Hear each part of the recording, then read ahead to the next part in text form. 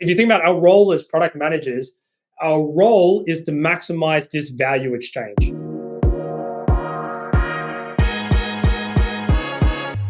The following video you're about to watch is a recording of an Ask Me Anything I did at the end of 2023 where I answered your questions. I'm Ant Murphy, I'm a product coach and the founder of Product Pathways, and 2023 was a big year for me.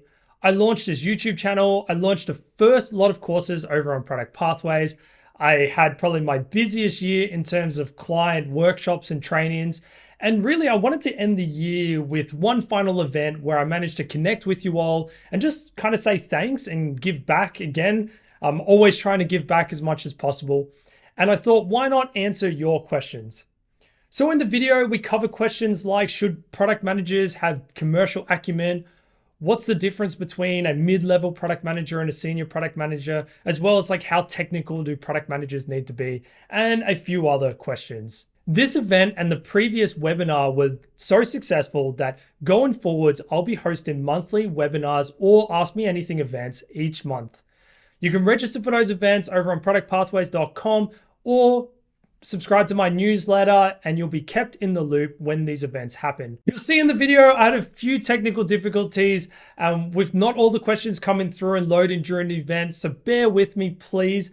But I hope you get a lot of value out of it. And honestly, I hope you can join us live next time. So on that note, here's the event.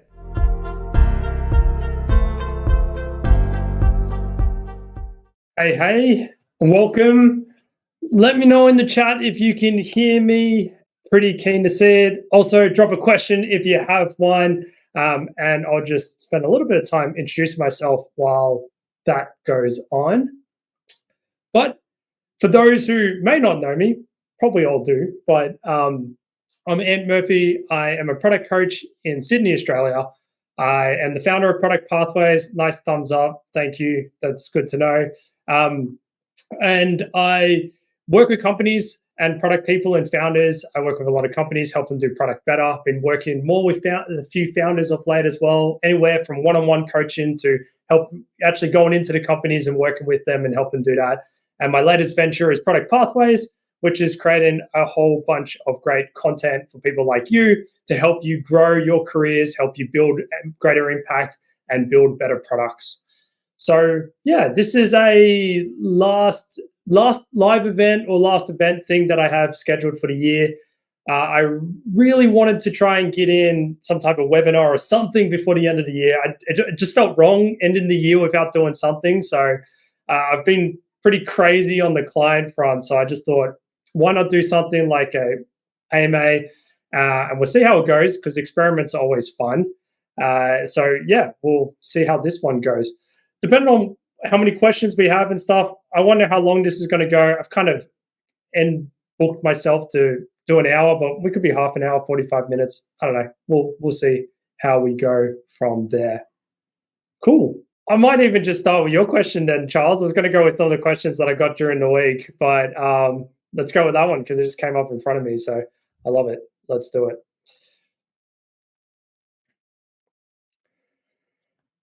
So top questions or concerns I hear from my clients. This is a good question. I'm gonna put some context around it because this is the other interesting thing. Or the context is important here when I answer this. So a lot of the clients that I work with really kind of two key personas when it comes to companies. And I'll get into individuals in a second. So the two key, I guess, personas from a company point of view is larger companies that are more established and established in more project ways of thinking and more traditional ways of thinking. And a lot of the times I'm coming across, or at least they enlist my help in order to help them be more product-led, right? So somewhere along the lines, they've come to the realization that, hey, the way that we do work, the way that we do things is not, suitable anymore, rapid changes, etc. And we need to change the way that we work. So if you think about their context, they're really traditional, and some of the top concerns or questions that come out of that is very unique. The other end of the spectrum from a company point of view, I work with a lot of smaller companies, kind of scaling startups, generally not really smaller than 100 people, although I've had one client smaller than that. but generally around that, couple of hundred people trying to scale and grow. And their concerns are much more focused on scalability and those types of things. From an individual point of view, I work with a lot of product managers across the full stack of companies, but often they have either started a new job or they recently got promoted or something like that. So a lot of the concerns are focused in that context. So with that context in mind, maybe I'll walk through each of them. The large enterprises, a lot of it's like trying to make sense of it. And I think the thing that probably comes up the most for me that I run into is obviously when we start to talk about this way of working, we talk about trying to be more product centric. We start to think about outcomes over output, as some people might have heard. And that way of thinking can be really hard for them to really grasp. Like the idea that, hey, we're going to set an outcome and we're going to try to drive towards it as a team, as an organization, even. And we don't have full control over it. Like interest rates or inflation, which has been going crazy the last year, that can have a huge impact on it. Other things could have an impact on it from competitors, market dynamics, our customers, those types of things. And I often find that they have a hard time grasping their head around it. The other question that often comes up in the larger enterprises is they're often juggling with many different roles. So role clarity tends to be a big concern. And then from a product manager point of view, a lot of it's around dependencies and stakeholder management and prioritization, right? Which a lot of that comes down to the lack of strategy. So those companies tend to have a prioritization problem, which, if anyone's heard me speak about this before, because I have on a few occasions, is pretty rarely a prioritization problem. It's generally a strategy problem. They just haven't been clear on it, and the leaders aren't being clear to them, and the construct around them hasn't been. From a scaling startup point of view, a lot of it's about like repeatable. I'm going to say repeatable process, but maybe I'll break that down. A lot of it's about, well, how do we just get faster and do things better? Because we have a big constraint on the number of people we have, how many people we can hire, and we're trying to grow as quickly as possible and maximize that impact. So a big one for them is about that growth side of the fence and how do we just be more efficient and effective and grow better. Strategy, they generally got a pretty good handle on. It's more like, how do we turn that into execution, both from a discovery point of view and a delivery point of view, and make our product people super effective, as well as hiring tends to be a big concern from them. Something that I get a lot with individual product managers that I do one-on-one coaching with is discovery. Discovery is a big one. The other one is just a level of imposter syndrome or confidence. So a lot of their questions and concerns are just about like, how do I get more confidence, and how do I am I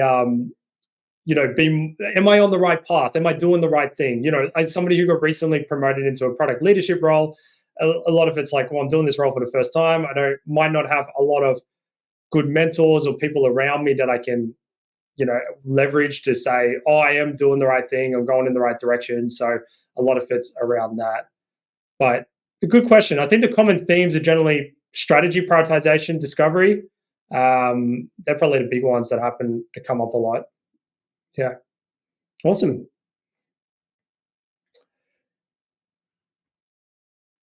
Cool.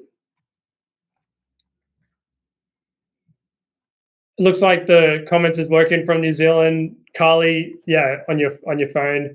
Looks like it's working now. It came through there. So great. Yeah. If you got a question, throw it in. It looks like it's working. So I might go to one of these questions that came up through the week, which I thought was a good question to throw here as well. So one that came up this week was the key difference between, say, like a mid-level product manager and a senior one. So you think about like the jump from product management into a senior product manager role. And for me, the key difference that I would break this down to be would be a fewfold. So one of them would be that more senior people obviously have a greater level of experience, which means that they have a greater level of autonomy, or at least you can give them a greater level of independence and autonomy. But with that also comes, so if I break that down, what you start to look for is like a wider toolkit. So an example I might use here would be, when you're just starting out and you're learning something like prioritization, you might learn prioritization frameworks and techniques like RICE and value over effort, and you might just apply that across the stack. So this is pretty common. I see this a lot with more junior people, and I think it's an okay place to start.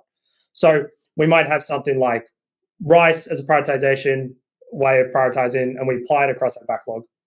Now, obviously, as you get more senior, you start to understand how strategy plays a part into prioritization. You start to prioritize in layers, but you also have more prioritization techniques at your disposal. You might also know cost of delay, opportunity cost, jobs to be done, kind of sizing, and a whole bunch of other of new techniques. Now, obviously, expanding your toolkit alone is not enough. So the other thing that comes with that is being able to read the context and being able to apply the right tool for that context. So something that they tend to be really good at is that they have a wide toolkit and they can basically look at a context and say, well, okay, maybe this product isn't customer facing, so RICE might not make a lot of sense here. Or maybe this situation is more of a cost of delay situation, and I want to use that to kind of calculate things. So that's one thing. The other thing is obviously they become more strategic, but I break that down into they gain more breadth. So early in your journey, you're just thinking about your little world. You're thinking about your customers. You might even just be thinking about like your ideal customer profile, right? Like not even considering a wide range. As you get more senior and more experienced, you start to realize that you can't just have that single ideal customer profile. You need to consider other different segments and the nuances there. You start to realize that your product doesn't exist in a vacuum. It gets impacted by other products in the organization, gets impacted by the business strategy, all those types of things. And you start to realize, and again, if you go even higher than that, you start to realize that, well, the business strategy and the product strategy gets impacted by market dynamics, gets impacted by, regulation and governments and political things and environmental things. If you think about like pestle analysis and those types of things. So as you get more strategic, which to me is just getting more broader in your strategic acumen, you start to realize those things, which kind of ties into a greater understanding of other things like business acumen, commercials, pricing, those types of things. So that's kind of how I would frame it. Now, I'm going to chuck something else onto the end here because I have answered this question before and people have pointed out that I didn't mention anything to do with outcomes and impact. Why don't I look at outcomes and impact? I think I do look at outcomes and impact, but I don't think it's a defining thing that makes a difference here. I'll tell you why. Well, for starters, early in your career, you often get given like a part of a product or like a small slice. And it tends to be a very low complexity slice, a low risk slice. And it's also probably something that isn't super critical to the company. So as a result of that, it's a bit unfair for me to compare the impact that that person makes to somebody else who's working on this really big strategic initiative or product that is really risky and really complex and there's a high level of uncertainty. It's not really like an apples to apples comparison. The other thing comes back to what I was saying before about that large organizations and having that hard time accepting that outcomes is not something they fully control. And this is part of the fact, right? Like if interest rates just went through the roof, which it has over the last 12 months, and that's impacted your industry because, maybe you do something, your product offering is maybe you work for Shopify and your product does something for e-commerce, small e-commerce businesses, and they've been just smashed by inflation, right? Then it's a bit unfair to say, well, you didn't drive impact when it wasn't their fault. And then to say, well, they're not worthy of being a senior person. Yes, of course, somebody who's more experienced will probably hit more home runs over a period of time. So if you looked at 5, 10 years, they would have more success and drive greater impact over a course of time. But you don't always have that benchmark to really be able to delineate between the two, especially not when you're interviewing or trying to promote someone. So that's why I leave that out. But yeah. Can you hear if anybody has any different thoughts on that? Because yeah. Got a Kali question here. And maybe I missed the other question about the commercial acumen. Maybe it isn't coming up on my end. This is always a funny thing when I'm missing comments. Um, I'm just going to refresh this.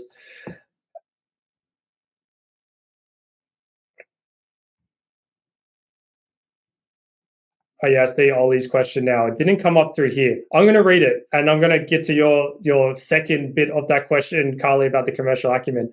So let me drop this one. Actually, let me copy and paste it. I can do this. So I've learned that I know why this didn't come through. It's at the okay, now it came through. There you go. So Ollie asked, there's been a lot of discussion around commercial acumen being a skill gap for PMs recently. What does commercial acumen mean to me? What is my perspective on it as a skill? This is a good question because one of the questions that came up this week that I had in here was about all the news and all the raise. So somebody asked about, we've heard like Airbnb and Brian talk about changing product management or getting rid of product managers. Other companies have followed suit. There's been a lot of talk around that.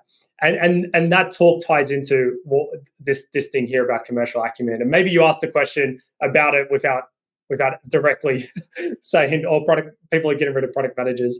For starters, I don't think people are getting rid of product managers. Here's my view on it. So when product management has had a very long history, right? It started in marketing. I did a video for the Product Pathways YouTube channel. My last video was lessons from Rory Sutherland, brilliant marketing extraordinaire, but there's so much we can learn about product from him. And it's no surprise because product originated in marketing, right? So product has a very long history. And really, if you think about what's happened over the last couple of decades, product was very commercially driven. It originated in marketing. We're thinking about like the 4 Ps, product, price, positioning, and promotion. So we'll really focus on those things. How do we define a product and then promote it in a way that it can sell off the shelves and price it in a way that we maximize that return on investment and we get that, value exchange and that type of stuff. A lot of that has led to obviously companies not caring too much about their customers and focusing more on themselves and driving, their commercial side of the fence. So when I think commercial, I think the business and I think about the finances, right? So they're just like maximizing revenue. How do we do things to maximize revenue? Now, technology change came in, startups happened, particularly 20 years ago, and the Googles and internet enabled it all.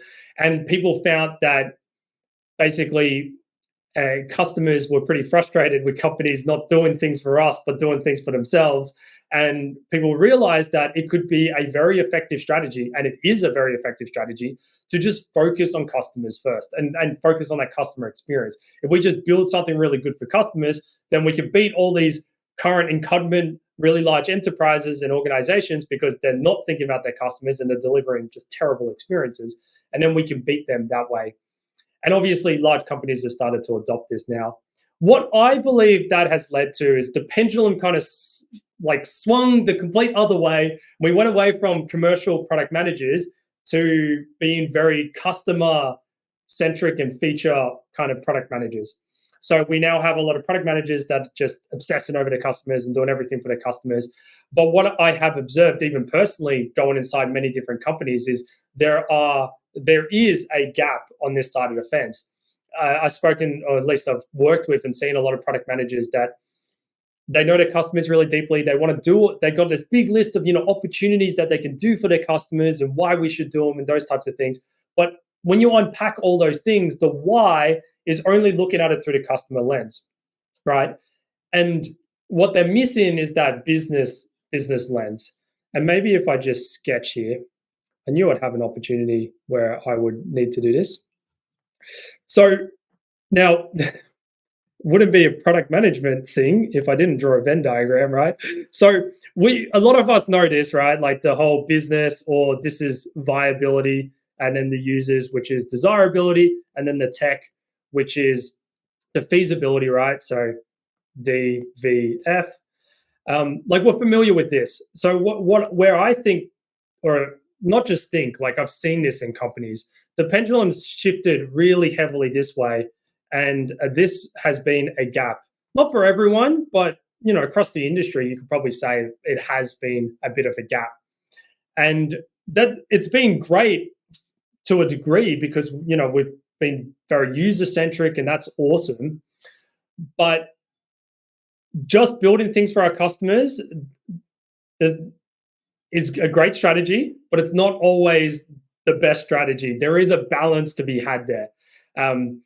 So if you think about why product exists in value exchange, so a product exists to give value to users, value. We get value in exchange back as a business, often in the form of dollars, but not always. That money fuels an organization, which is the difference between business strategy and product strategy, which enables us to hire a team of people, build a company, and service that product and build new products, better products, customer service, everything. Now, where product management of late has fallen into is we've kind of fallen into here, and we've really neglected this exchange in return, which means we have a lot of people building these great features and these great things for their customers, but is it really delivering maximum impact back to the business? And I guess a very long way to answer this question, but what I see as the gap is this part of the equation. Again, go back to that Venn diagram and understand the business too, and how the product fits in with the business and how it drives this whole flywheel inside the organization. And the best product, like if you think about our role as product managers, our role is to maximize this value exchange. We need to maximize the value that we give to the customers and the value that we can get in return. That is the primary part of our role. It's not just to maximize customer value. It's not just to maximize business value. It's to maximize value exchange between those two parties. So the commercial gap happens when we miss one side of the fence. So I would define the commercial gap as all those things. So how well do you know product pricing? Business acumen, like how well do you know the business? How well do you understand how your product fits within that business? How to price something appropriately? How to work out what that value exchange is? Because value exchange is not always money. Like you're not charging for every single feature, but when you get to a point where you've got a big long feature set, does it make sense to start to package and price things in a different way? Maybe it does, and maybe we can price things. And it can go both ways. Maybe we can optimize it more for the customer. Maybe we can optimize it more for the business. But the commercial acumen to me is that it's understanding that side of the fence. And that goes from pricing, the business strategy, the business acumen, to understanding how the rest of the departments in the organization work, how all of that supports it, how, even just the economics, right? Like return on investment and those types of things. So for me, a lot of the companies changing product management and getting rid of product management, to me, I just see that as the pendulum shifting back the other way. Like we've kind of just started to throw it back the other way, and we're saying, no, we need product people to be more commercial than what they have been in the past. And like the mini CEO type thing. But that's how I would explain that. Hopefully that kind of answers the question. I know that's a bit of a long answer, but I think it's kind of two questions for me. That was the second question that came up in the week that covers.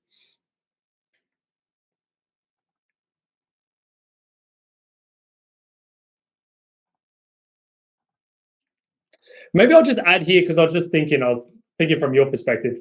What would I suggest to help bridge this gap? If you're sitting there feeling like, I don't understand this gap, how might I bridge that?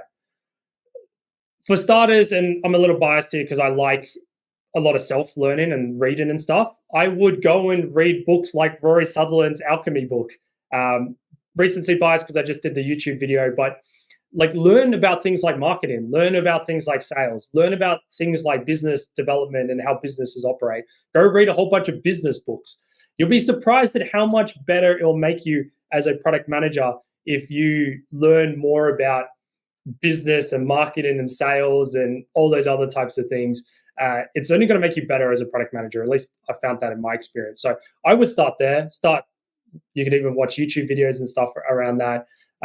I have in the pipeline for Product Pathways to do courses around that. I think pricing one has kind of risen in the list, so that might be relatively sometime in the near future. But yeah, I'd start there. Even just talking to stakeholders, try to understand their roles better. Other people, if you're working in a small company, spend more time with the founders or even the C-suite, and try to get to know their world better. I think that's definitely spaces where I would start. Yeah. But yeah, cool.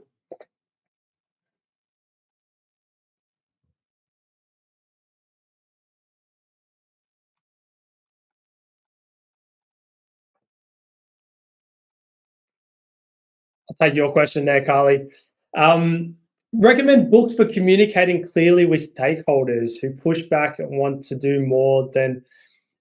Never Split the Difference comes to mind first, which is the negotiation book. There's a good one around. It's basically about negotiating well, negotiating in general, not necessarily with stakeholders.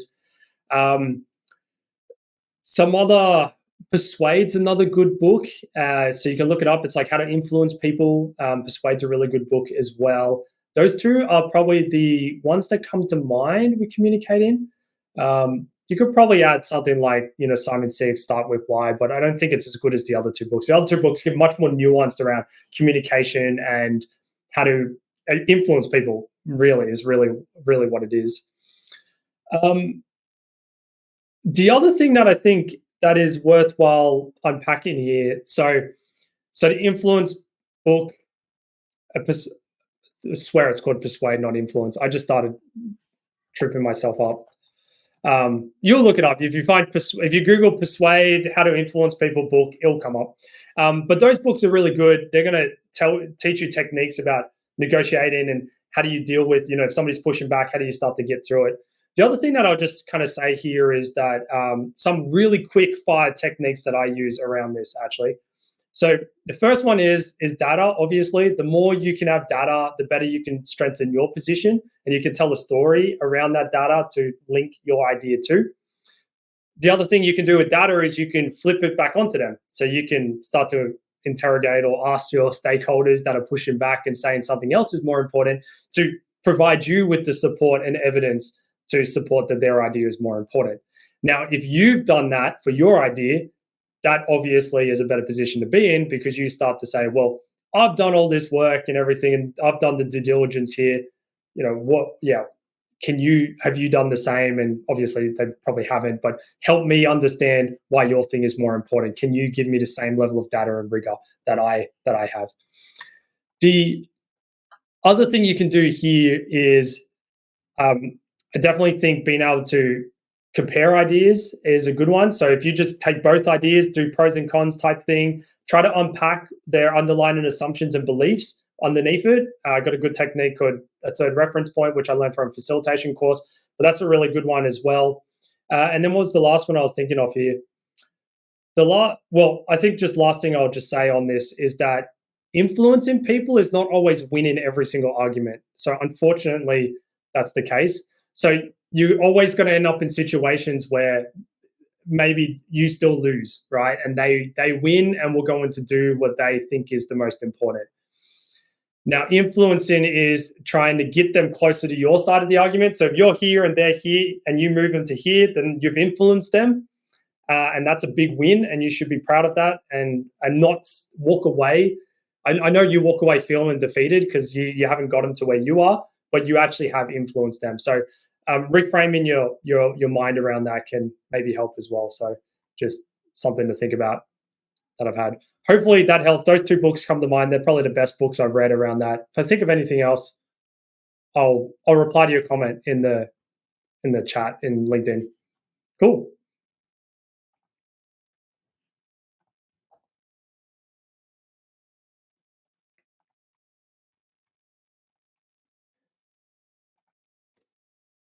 Was another comment that came up this week.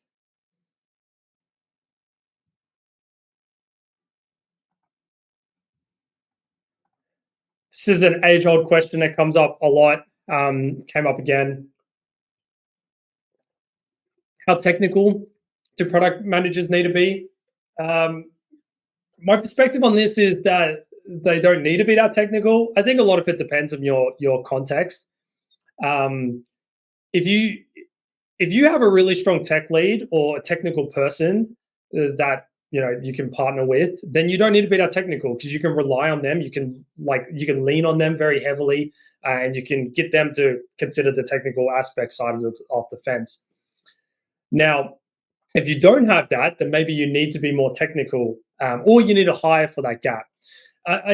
My perspective on the role as product managers is we're in the center, and I like the analogy that we're more like orchestrators, right? Like we orchestrate things. We're like conductors um, at a concert, right? And orchestra is the word I was looking for. And as a result, we don't need to be, we don't need to be experts in everything. In fact, we're more of an expert in the product management craft, and we use those skills and that knowledge in order to orchestrate things effectively, right, and drive effective outcomes. So we don't necessarily need to be subject matter experts in everything, as long as we have subject matter experts that we can actually reach out to and be able to leverage. So same deal with technical side of the fence. Now, I say all that, and there are technical product management roles that exist out there, right? So there are, product managers who work on platforms, or platform management, or platform product management as it's often called. There's also product managers that look after technical products like APIs and those types of things. Like think about a company like Stripe. And I think in those contexts, obviously, if you have more technical knowledge, or at least if you can understand the technical nuances because your product is technical, I do think that would help. But for most product managers, you don't need to be too technical. You just need to have someone who's technical that you can rely on, you can leverage. And I wouldn't worry too much about going really deep and strong in that skill. Cool.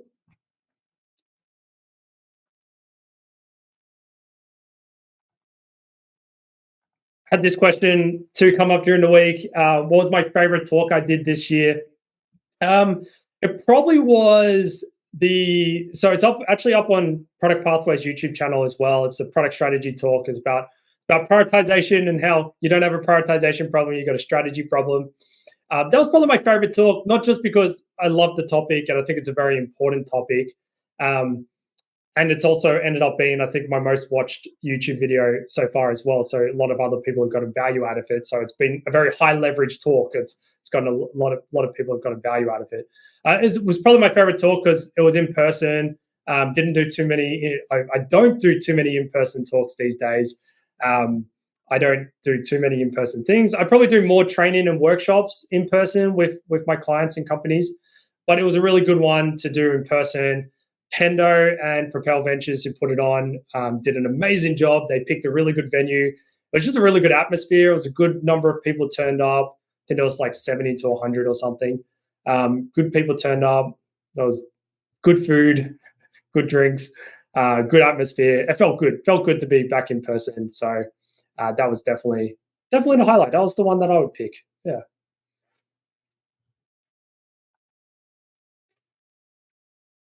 awesome. I had one more question from during the week. If you've got another question, ask it. Throw it in the chat. I'll do this one, and then there's no other questions. We'll see how we go with. Like I said, we don't need to use the full time. This question's a bit of a funny one, to be honest. Uh, Ian asked it on one of my posts that I did about this event. I don't know if he's actually on the call, but he asked, "What was the toughest product question I heard this year?"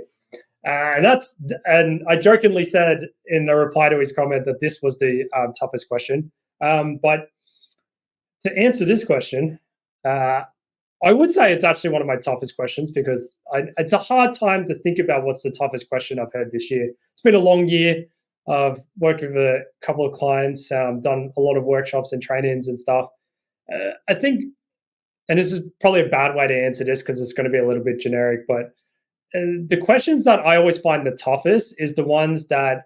So if you think about like the more enterprisey customers that I get, people on that side of the fence, it's their context is so nuanced and there's so many things to unpack, and sometimes some really bad behaviors and anti patterns and stuff to unpack behind it all, and sometimes the questions that I get from that side of the fence is really difficult because you probably need like a week or two to really unpack their context, unpack everything to really understand enough to be able to answer that question. Because the question is going to be something like, my stakeholders come into me with these requests, and they never want to talk to me about strategy or whatever it is, or the roadmap, and or like I can't create a roadmap, and you're like, okay, well, why can't you create a roadmap? And you need to unpack that whole situation. It's like, well, not just that I'm not empowered, it's like I'm just being given things to do, or somebody else is creating the roadmap and they're giving it to me, and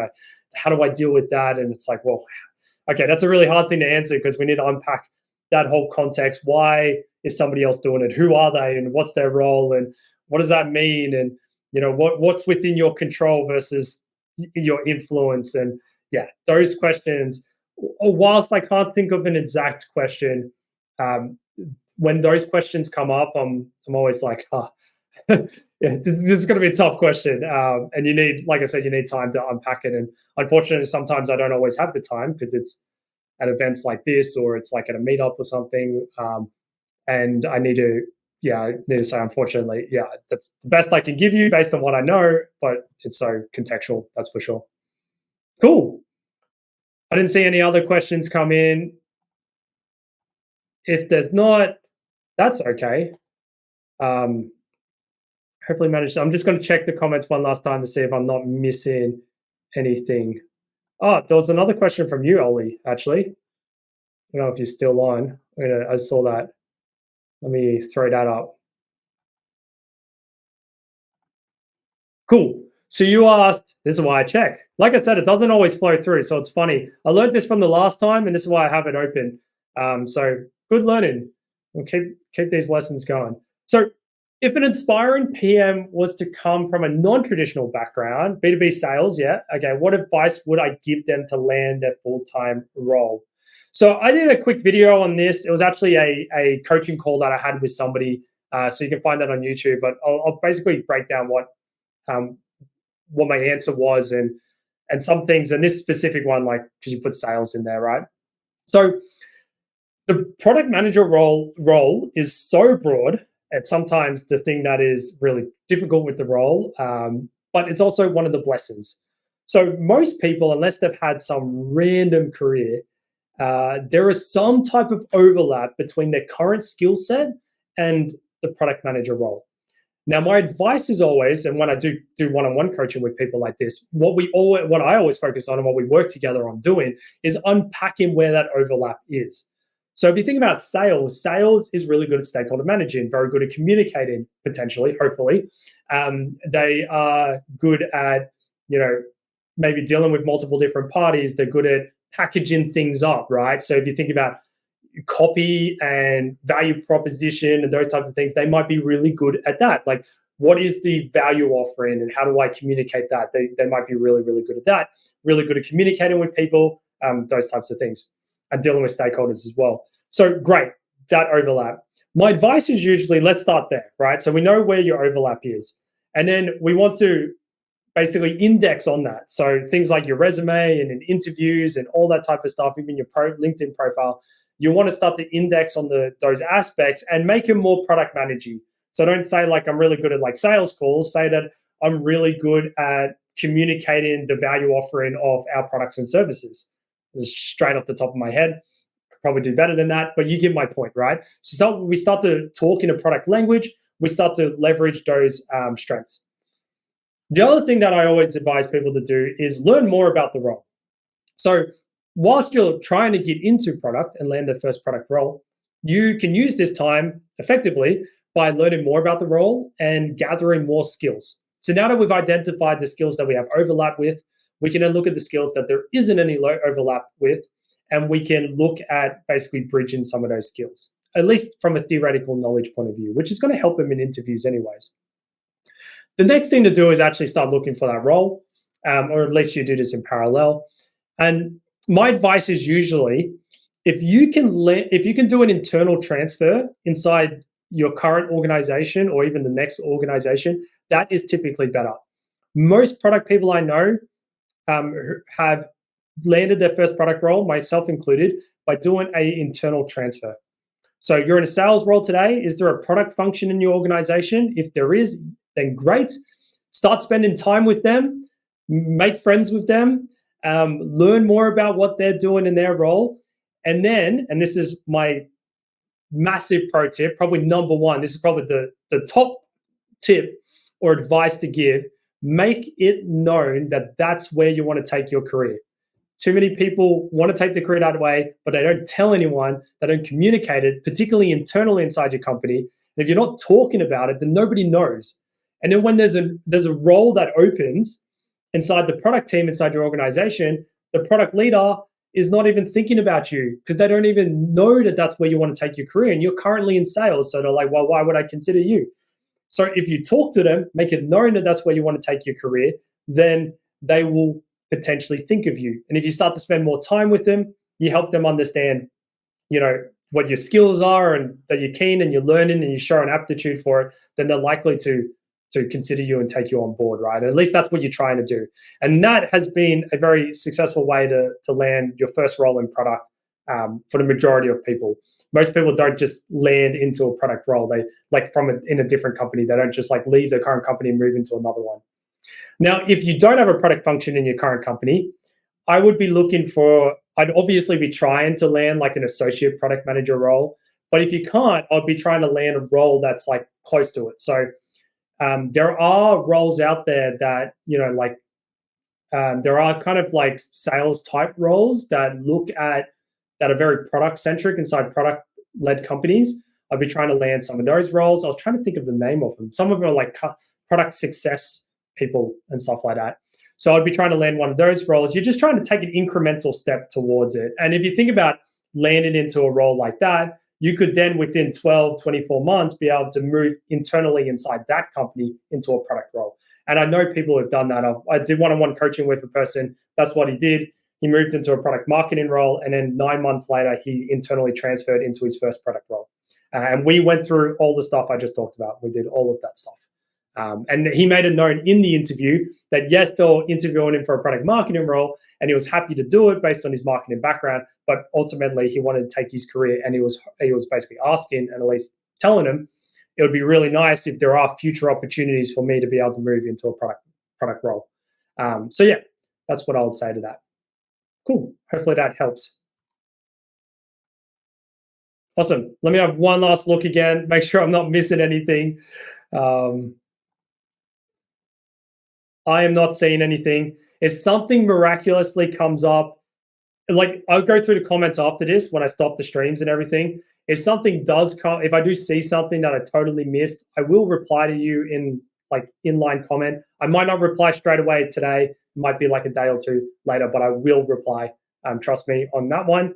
If I don't, then you can just ping me. Feel free to do that and be like, hey, you didn't answer my question. I'm more than happy to answer it. Anybody who reaches out to me that genuinely wants some help, I'm always more than happy to help them and answer their question. And I try to do things like this because this just puts it on a scale, because I can have X number of people on the call at any given time. Well, if there's no other questions, we're 45 minutes in. We'll call it there. This has been amazing. Thanks for joining. Thanks for asking the questions. It's been great. I really wanted to do something before the end of the year. Didn't want to just leave it on my last talk. That was a while ago. Yeah, I wanted to do something else. If you really like this format, the AMA Ask Me Anything type format, let me know as well, because I'll try and weave that in. Next year, I want to try and basically do webinars and or these things every single month moving forwards, completely free, just to help everyone do product better.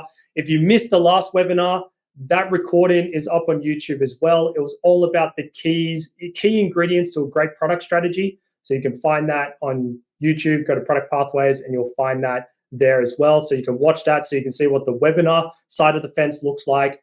But from the bottom of my heart, it's been amazing. I really appreciate you all joining. It's been just a really great way to connect and do just a really small connect before or at least for me in particular, take some time off over Christmas to spend it with the family. And I'll see you all in 2024, and we'll probably have another one, probably not in January, but in February for sure would be when I'll start these back up, at least a webinar and these types of things. And yeah, it's been amazing. I really appreciate it. Thank you very much for joining.